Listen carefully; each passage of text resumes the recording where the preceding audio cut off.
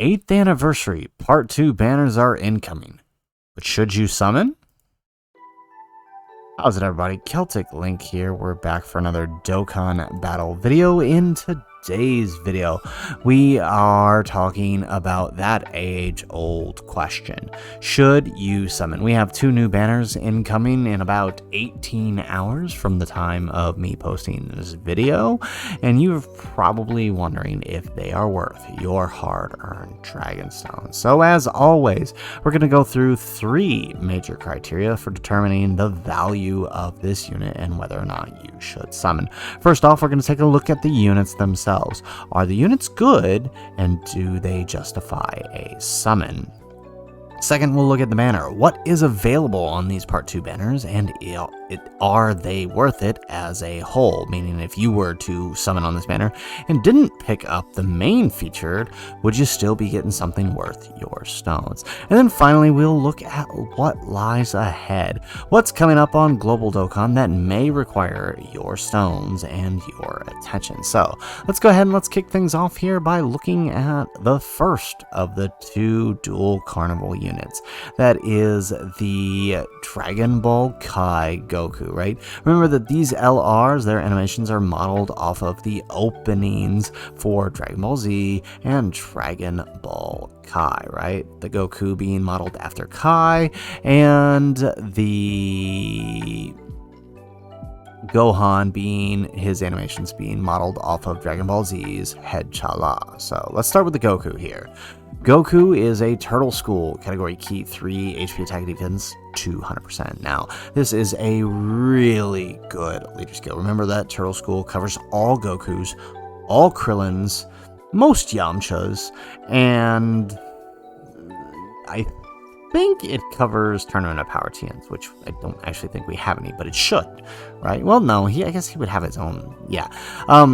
It covers basically the main Turtle School, right? Roshi, Goku, Krillin, and Yamcha. So, on his 12 key, he is raising attack and defense for 1 turn, causing colossal damage. On his 18 key, he is raising defense infinitely and raising attack for 1 turn. So he is a defense stacker. He's an instant animations that can be activated once only. He gets key 4, attack defense 59%, and guards all attacks for 6 turn, right? That 6 turn guard is really, really powerful because by the time it runs out, you've probably stacked enough defense to be okay in most cases, right? He gets key 4, attack defense 159 at the start of a turn. He survives the KO attack, right? Once per turn. So once per turn, he's not going to get you killed, right? If he happens to eat a super, for example.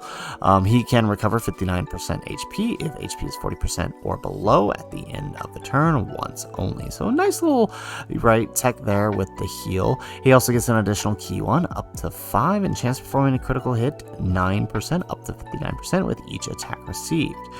He also gets an additional defense 59% for the rest of the battle for the turn in which he receives the 5th attack in battle. He also gets an additional attack 120% for the rest of the battle starting from the turn in which he receives the 9th attack in battle. High chance of nullifying Ki Blast, super attacks directed at the character and countering with tremendous power. So he has a lot going on. He's extremely defensive the longer the fight goes on. Yes, he loses the guard, but he gains so much more, right? He allows other cards to do what they need to do to function well, right? He's a great partner, even though not the best of Link partners, for the 8-year LRs because he kind of gives them what they need for the first couple of turns, right? He's just a free slot 1 unit for the first couple of turns, which is really, really helpful, right? He does have a Spirit Bomb active skill. He massively raises attack temporarily, causes ultimate damage to the enemy, and all attacks become critical hits for 1 turn. That is especially powerful for like the GT and the Z duo, right? Because one of the things, if you've got them at lower dupe levels, one of the things they lack a bit is crits, which especially for the GT duo, that really hurts their standby skill. So to activate this guy's standby and then activate the GT duos, for example, that could be very, very useful. So he is a really, really good card and definitely worthy of the Carnival LR. On the other hand, we have the Gohan Kid from Dragon Ball Z. He is Bond of Master and Disciple, category Key 3, HP attack and is 200%. So our first Bond of Master and Disciple 200% lead. He gets attack and defense, or he raises attack for 1 turn, causes colossal damage, and he is an infinite attack and defense stacker on his 18 key, right? So he is infinitely raising both attack and defense, right? He does have a unit super attack where he will greatly raise attack and raise his defense, right? And that unit super can be activated when there is a Goku, a Krillin, a Yamcha, or Tien attacking in the same turn when you get the 18 key, right? So very, very easy to do. He also has another unit super that does the exact same thing, that causes colossal damage to the enemy. It is a AoE, both of them are AoE, and this one greatly raises attack and defense for 1 turn, or raises attack greatly raises attack and raises defense. So this is really, really good, really, really helpful, gives him that little extra attack, and this one can be activated when you have a Piccolo. Now, we're going to get more into that Piccolo condition here in a second, because it's also helpful in his passive as well, for his passive as well, when you consider that we now have the Easy A into LR Piccolo, who goes really, really good with this card. So he does activate an entrance animation once only. He gets key 4, attack defense 58%, and launches an additional attack that has a great chance of becoming a super attack for 6 turns. So he's definitely stacking and then getting that little bit of extra for attack for 1 turn when launching that additional super. He gets key 4 and attack and defense 158% for the start of turn. He reduces damage received by 30% from enemies who've been hit by the character. So he has the LR Jackie Chun effect, right? When you get the 18 key. He also has an additional key 1 up to 5 and defense 8% up to 58% with each attack received. He also has an additional 58% attack for the rest of the battle starting in the turn in which he receives the 5th attack. He also launches an additional super attack from the start of the turn after he receives the 8th attack in battle, right? So like the Goku, the more he gets hit, the longer the fight goes on, the better he gets, especially when you consider that he is raising his attack and defense for infinite, right? Now, with the greatly raises for his unit supers, I mean, yes, you could do Goku's. That's probably a very easy one to activate. Krillin or Yamcha, if you're running him on Yamcha's team, for example, for Saiyan Saga, very, very easy to do, but more than likely, you're going to be seeing his unit super with Piccolo, because like I said, that unit, that Easy A and LR Piccolo that you can pick up from the World Tournament is now freely available and very, very good, right? They both enable each other, basically, because this Gohan activates his need for damage reduction, and then, you know, him allowing Gohan to greatly raise attack, he can get in that offense that Piccolo lacks, and both of them defensively are basically untouchable as a rotation. So it's a very, very fun setup, I think, running the two together. So definitely a good card. He does have an active skill that massively raises attack temporarily, causes ultimate damage to the enemy, and attacks are effective against all types. So, you know, he's not really going to be working with like the GT and the Z duo like the Kai Goku is, but he is working in a lot of other teams. He helps out a lot of other characters like Ultimate Gohan, the Piccolos I mentioned, right, because they're all Bond of Master and Disciple, Tech Ultimate Gohan and Fizz Ultimate Gohan as well, right? So definitely a good card. Now, are these cards good enough to warrant a summon? The Gohan, I don't think as much. He's good, he's great, he's a great enabler for the Bond of Master and Disciple. He helps out a lot of Piccolos, a lot of Gohans, but he's not instrumental to those teams, right? So I don't think that he, as a standalone card, carries his banner, right? He's good, but not quite, you know, something that would deter you from future banners. The Goku, on the other hand, it's a hard sell, right? Because he is phenomenal. Like I said, he allows the Z and the GT duo to do what they need to do in slot 2 while he covers slot 1. And then once they get built up, they'll be ready to do what they need to do. And like I said, that extra crit that he gives for his active skill really, really helps them, right? Because, right, especially at the lower dupe levels, they can really struggle to crit, especially the Z duo, right? So he really helps them there.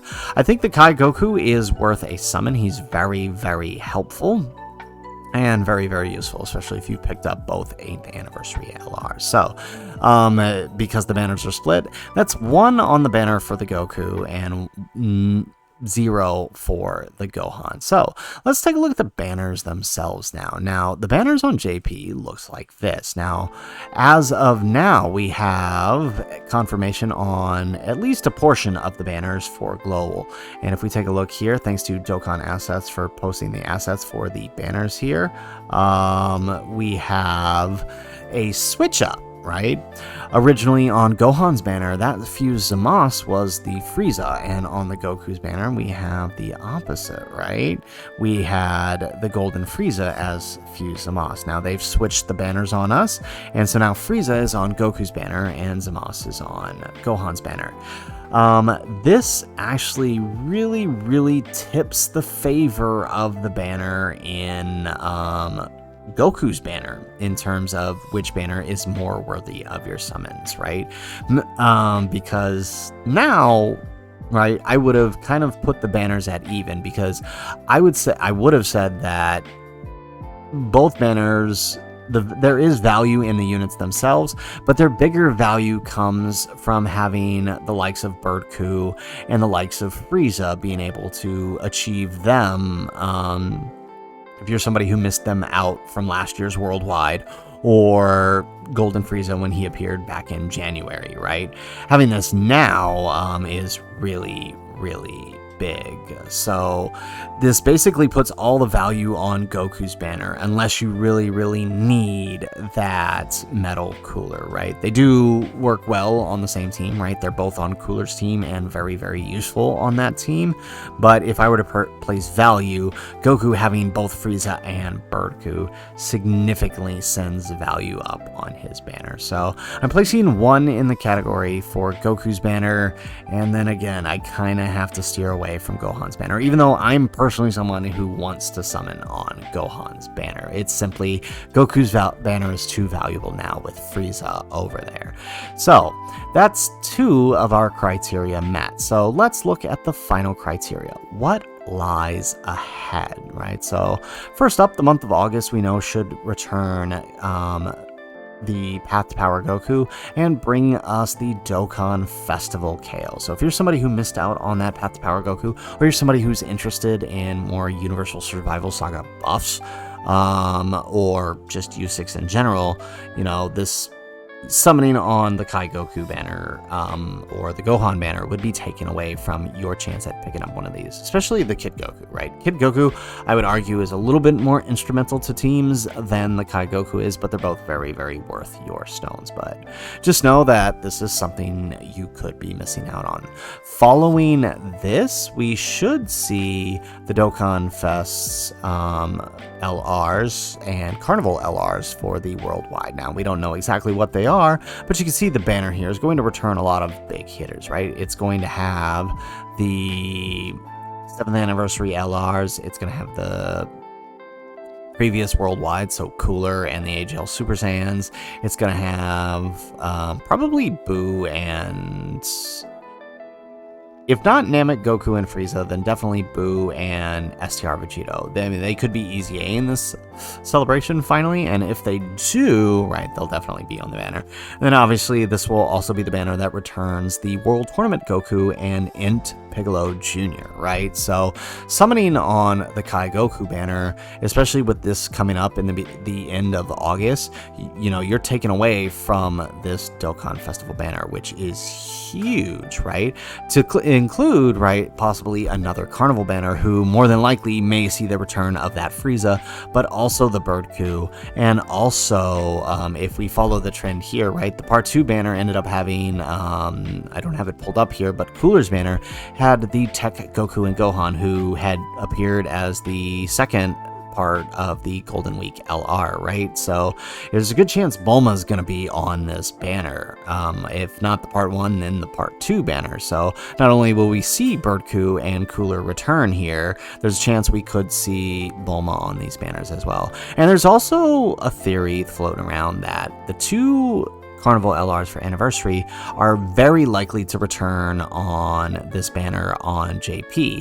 So there's a good chance they might show up on Global as well. Now that's just theory, and I don't want to hinge any information on it, right, on whether or not we should summon, but it's something, you know, to just keep in the back of your mind, but that there is that chance. But just know that any summons on this banner is taken away from the worldwide. And I mean, if I'm honest, right, we compare the worldwide to this carnival, I would definitely say last year's worldwide carnival for the time of their release were significantly better than as good as Kai Goku is, we're significantly better in my opinion. Now, following the worldwide celebration, we should see, where is he? Is he here? Yes, the Dokkan Festival Turles, right? He should be the October Dokkan Fest, so if Turles is your thing or you're missing Yamcha or Bardock, you know, definitely know that, you know, pulling on this banner is maybe less stones you can spend on a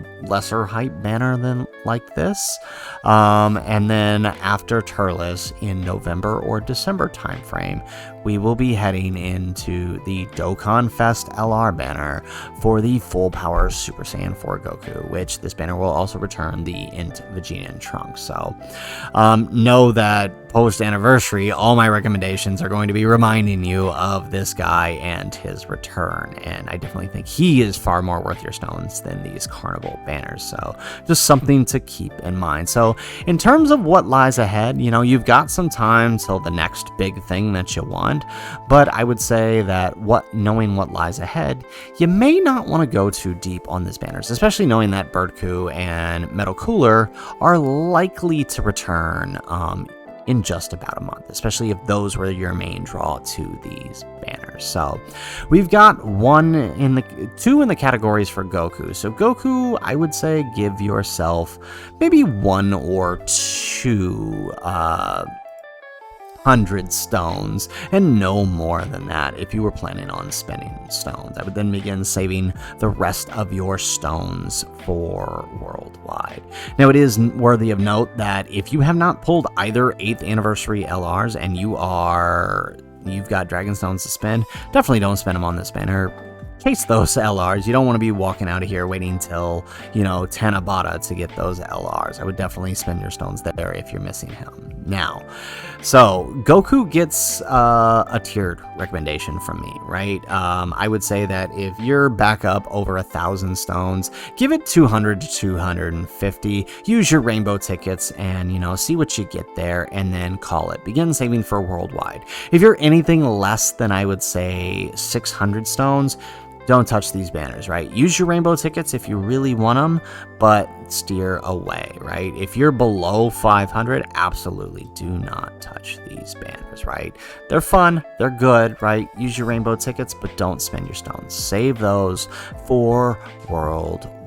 Now, it is also worthy of note, if you are a pay-to-play player, there are legendary summon Carnival A and B. So if there's a specific one of these ones you want and you're not willing to touch stones, you do have the option of picking up these legendary Carnival tickets to use instead. And now again, I still stick with my tiered recommendation for Goku. Use your tickets, use your rainbow tickets, and if you've got 1,000 stones or greater, maybe go about 250 into the banner, maybe 300, right? Because then that's 2 rotations, right? So 300 in the banner and then call it. If you're 800 to 600, I would maybe do a rotation. If you're anything below 600 though, I would say save your stones. Tickets only, right? I think that's the best thing you could do.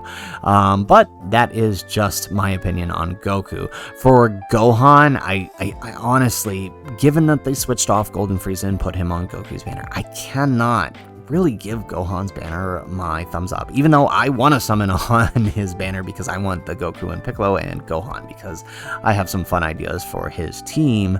I cannot, as someone trying to help you guys out, recommend his banner over the Goku's banner. So I would say steer clear of Gohan's banner.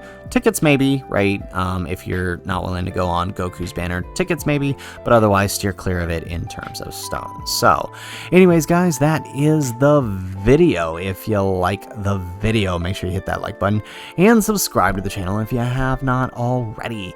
And in the comments down below, let me know if you're interested in the Part 2 LRs, which one are you after? Like I said, I'm as good as Kai Goku is, I kind of want the Gohan, but that's just me. But let me know which one you're interested in or what you're after on these banners in the comments down below. Otherwise, guys, as always, thanks for watching, and aloha.